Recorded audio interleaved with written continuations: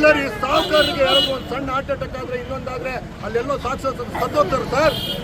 ನಿಮಗೂ ಅನ್ವಯ, ನನಗೂ ಅನ್ವಯ. ಅದು ಇಷ್ಟು ದೊಡ್ಡ ಹಾಸ್ಪಿಟ್ಲ್ ಮಾಡಿ ಆ ಹಾಸ್ಪಿಟ್ಲ್ ಕಂಪ್ಲೀಟ್ ಮಾಡಕ್ಕೆ ಯೋಗ್ಯತೆ ಇಲ್ಲ ನಿಮಗೆ. ಒಂದು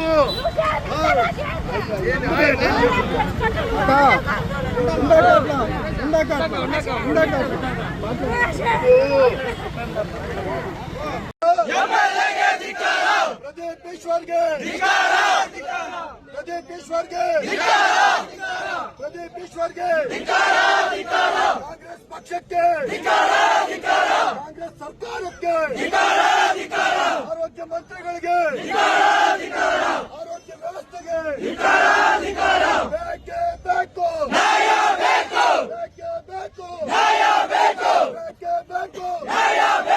ನಾಲಾಯಕ್ ಪ್ರದೀಪ್ ಈಶ್ವರ್ಗೆ, ಪ್ರದೀಪ್ ಈಶ್ವರ್ಗೆ, ಪ್ರದೀಪ್ ಈಶ್ವರ್ಗೆ ಬರ್ಬೇಕು, ಬರ್ಬೇಕು, ಬರ್ಬೇಕು, ಬರ್ಬೇಕು,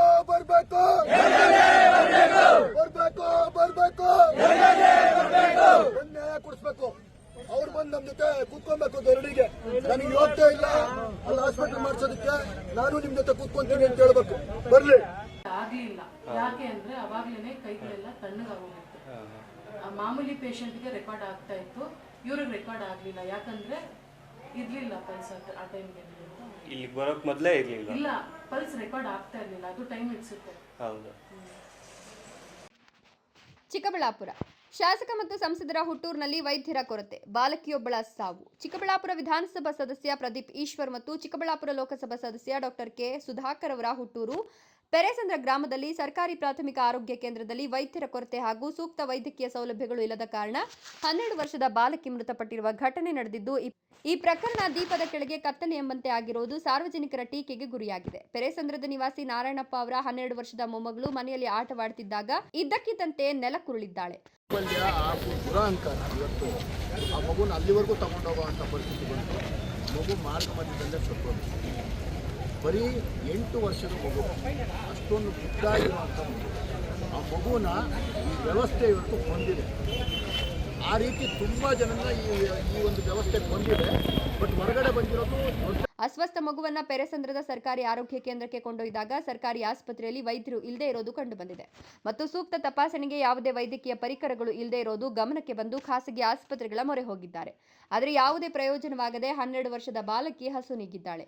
ಸಮಯಕ್ಕೆ ಸರಿಯಾದ ಆಂಬುಲೆನ್ಸ್ ವ್ಯವಸ್ಥೆ ಇದ್ದಿದ್ರೆ ಅಥವಾ ಸರ್ಕಾರಿ ಆಸ್ಪತ್ರೆಯಲ್ಲಿ ಸೂಕ್ತ ವ್ಯವಸ್ಥೆ ಇದ್ದಿದ್ರೆ ಮಗು ಸಾಯ್ತಿರ್ಲಿಲ್ಲ ಅಂತ ಮಗುವಿನ ತಾತ ಓಂಶಕ್ತಿ ನಾರಾಯಣಪ್ಪ ತಿಳಿಸಿದ್ದಾರೆ. ಇದೇ ಸಮಯದಲ್ಲಿ ಉತ್ತಮ ಮಗುವಿನ ತಾತ ನಾರಾಯಣಪ್ಪ ಸಮಾಜ ಸೇವಕ ಸಂದೀಪ್ ರೆಡ್ಡಿ ಅವರಿಗೆ ಕರೆ ಮಾಡಿ ಆಸ್ಪತ್ರೆಯ ವ್ಯವಸ್ಥೆಯನ್ನು ಸರಿ ಮಾಡುವ ಕುರಿತಂತೆ ಕೋಗರೆದಿದ್ದಾರೆ.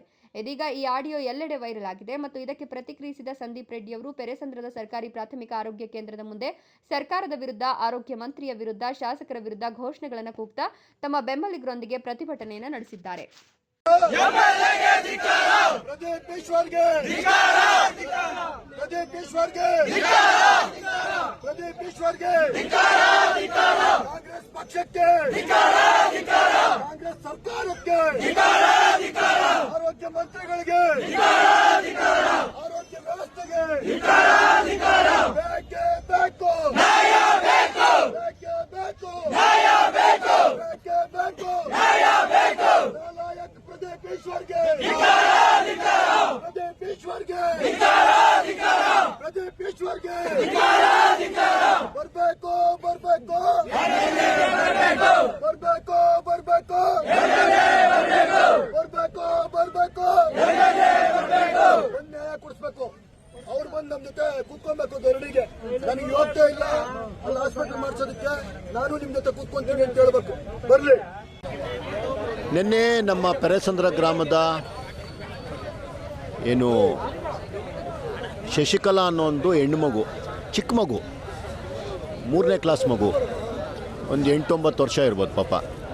ಮನೆ ಹತ್ರ ಆಟ ಆಡಬೇಕಾದ್ರೂ ಏನೋ ಆಗಿ ಅಕಸ್ಮಾತಾಗಿ ಬಿದ್ದಿದೆ. ತುಂಬ ಇಂಜುರಿ ಏನೂ ಆಗಿರಲಿಲ್ಲ.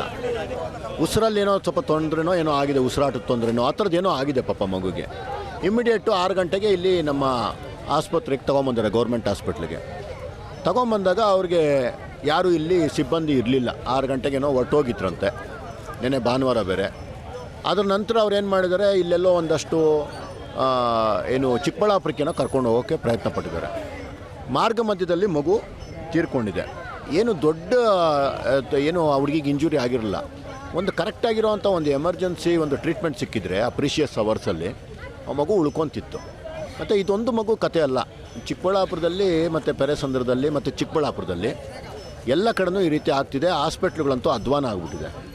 ಇದನ್ನು ನೋಡೋರು ಯಾರೂ ಇಲ್ಲ. ಪ್ರದೀಪ್ ಈಶ್ವರ್ ಅವರಿಗೆ ಒಂದು ಚೂರು ಕೂಡ ಜ್ಞಾನ ಇಲ್ಲ. ಇದನ್ನೆಲ್ಲ ಬಂದು ಅಡ್ರೆಸ್ ಮಾಡಬೇಕು, ಏನು ತಪ್ಪುಗಳಾಗ್ತಿದೆ ಏನಿಲ್ಲ ಅಂತ ನೋಡಬೇಕು.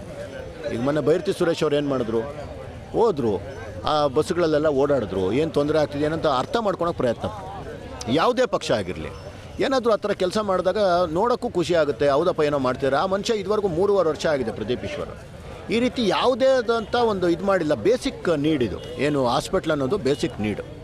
ಆ ಹಾಸ್ಪಿಟ್ಲಿಗೆ ಬಂದು ಅವರು ಸರಿಯಾಗಿ ನೋಡಿ ಸರಿ ಇದೆಯಲ್ವ ಇಲ್ಲಿ ವ್ಯವಸ್ಥೆ ಅನ್ನೋದನ್ನು ಕೂಡ ಯಾವತ್ತೂ ಗಮನಿಸಿಲ್ಲ. ಇದನ್ನು 10 ಬಾರಿ ಪಾಪ ನಮ್ಮ ಹುಡುಗರು ಅವರು ಇವರೆಲ್ಲ ವಿಡಿಯೋಗಳು ಮಾಡಿ ಅವರ ಅಸಹಾಯಕತೆಯನ್ನು ಹಾಸ್ಪಿಟ್ಲ್ ಸರಿ ಇಲ್ಲ, ಜನ ಸತ್ತೋಗ್ತಿದ್ದಾರೆ, ತೊಂದರೆ ಆಗ್ತಿದೆ ಅಂತೆಲ್ಲ ಹೇಳಿದ ಮೇಲೂ ಸಹ ಏನೂ ಅವರು ಒಂದು ಚೂರು ಕೂಡ ಅದ್ರ ಬಗ್ಗೆ ಕ್ರಮ ತಗೊಂಡಿಲ್ಲ.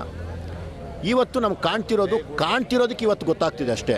ಎಷ್ಟೋ ಜನ ಅಸಹಾಯಕರು ಈ ಥರ ಮೀಡಿಯಾ ಮುಂದೆ ಬಂದಿಲ್ಲ, ಏನೂ ಇಲ್ಲ. ತುಂಬ ಜನ ಪ್ರಾಣಗಳು ಕಳ್ಕೊಂಡಿದ್ದಾರೆ, ತುಂಬ ಜನ ಕುಟುಂಬಗಳು ಅನಾಥ ಆಗಿದೆ, ತುಂಬ ಜನ ಹೆಣ್ಮಕ್ಳು ವಿಧವೆಯರಾಗಿದ್ದಾರೆ, ತುಂಬ ಜನ ತಾಯಂದರು ಮಕ್ಕಳನ್ನ ಕಳ್ಕೊಂಡಿದ್ದಾರೆ. ಈ ರೀತಿಯಾದಂಥ ವ್ಯವಸ್ಥೆ ಏನು ಒಂದು ಅರಾಜಕತೆ ಏರ್ಪಟ್ಟಿದೆ ಇವತ್ತು ಚಿಕ್ಕಬಳ್ಳಾಪುರದಲ್ಲಿ. ಎಲ್ಲೂ ಒಂದು ಅಭಿವೃದ್ಧಿ ಅನ್ನೋದೇ ಗೊತ್ತಿಲ್ಲ. ಯಾವತ್ತೋ ಬರ್ತಾರೆ, ಯಾವುದೋ ಜಾತಿ ಮಧ್ಯದ ಕಲಹ ಉಂಟಾಕೋದಕ್ಕೋ ಇನ್ನೊಂದಕ್ಕೋ ಏನೋ ಬಂದು ನೋಡಿ 27ನೇ ತಾರೀಕು ಬಂದಿರೋ ಮನುಷ್ಯ ಇವತ್ತು 20ನೇ ತಾರೀಕು 23 ದಿವಸ ಆಗಿದೆ. ಎಷ್ಟು ನಾವು ದಿನಕ್ಕೆ 2 ಸಲ, ನಾನು ಬೆಂಗಳೂರಲ್ಲೇ ಇದ್ದರೂ ಸಹ ದಿನಕ್ಕೆ 2 ಸಲ ಬರೋ ಅಂಥ ಬರ್ತೀವಿ. ಬೇರೆ ಎಲ್ಲರೂ ಬಂದು ಹೋಗ್ತಿರ್ತಾರೆ. ಇವರು 23 ದಿವಸ ಆದರೂ ಇದೇ ಬಂದಿಲ್ಲ. ಇದು ಇವತ್ತೊಂದಲ್ಲ, ಪ್ರತಿ ಸಲನೂ ಹಂಗೆ 45 ದಿವಸ, 2 ತಿಂಗಳು 3 ತಿಂಗಳು ಬರೋದೇ ಇಲ್ಲ ಮನುಷ್ಯ. ಇಂಥ ಪ್ರತಿನಿಧಿಗಳು, ಜನಪ್ರತಿನಿಧಿಗಳು ಏನು ಮಾಡೋಕ್ಕೆ ಸಾಧ್ಯ? ಇನ್ನು ಪೆರೇಸಂದ್ರ ಗ್ರಾಮದಲ್ಲಿ ತಮ್ಮ 100 ಬೆಂಬಲಿಗರೊಂದಿಗೆ ಸರ್ಕಾರಿ ಪ್ರಾಥಮಿಕ ಆರೋಗ್ಯ ಕೇಂದ್ರದ ಬಳಿ ಬೆಳಗಿನಿಂದಲೇ ಧರಣಿ ನಡೆಸುತ್ತಾ ಮೃತಪಟ್ಟ ಬಾಲಕಿಯ ಕುಟುಂಬಕ್ಕೆ ಸೂಕ್ತ ನ್ಯಾಯ ಒದಗಿಸಬೇಕು ಅಂತ ಸರ್ಕಾರವನ್ನು ಒತ್ತಾಯಿಸಿದ್ದಾರೆ. ಸ್ಥಳೀಯ ಶಾಸಕರು ತಮ್ಮ ಸ್ವಂತ ಗ್ರಾಮದಲ್ಲಿಯೇ ಸೂಕ್ತ ವೈದ್ಯರುಗಳನ್ನು ನೇಮಕ ಮಾಡುವಲ್ಲಿ ನಿರ್ಲಕ್ಷ್ಯ ವಹಿಸಿದ್ದಾರೆ. ಇದು ಅಕ್ಷಮ್ಯ ಅಪರಾಧ ಆಗಿದ್ದು ಅವರು ತಾವು ಮಾಡಿದ ತಪ್ಪಿಗೆ ದಂಡ ತರಬೇಕು ಅಂದರು. ಹಾಗೂ ಆರೋಗ್ಯ ಇಲಾಖೆ ಸಚಿವರು ಸ್ಥಳಕ್ಕೆ ಆಗಮಿಸುವವರೆಗೂ ಪ್ರತಿಭಟನೆ ನಿಲ್ಲಿಸೋದಿಲ್ಲ ಅಂತ ಸರ್ಕಾರದ ವಿರುದ್ಧ ಧಿಕ್ಕಾರದ ಘೋಷಣೆಗಳನ್ನು ಕೂಗಿದ್ರು. ಪರಿಸ್ಥಿತಿ ಕೈಮೀರುವ ಮುನ್ನ ಪೊಲೀಸರು ಮಧ್ಯಪ್ರವೇಶಿಸಿ ವಾತಾವರಣ ತಿಳಿಗೊಳಿಸಲು ಹರಸಾಹಸ ಪಡುತ್ತಿರುವುದು ಕಂಡುಬಂದಿದೆ.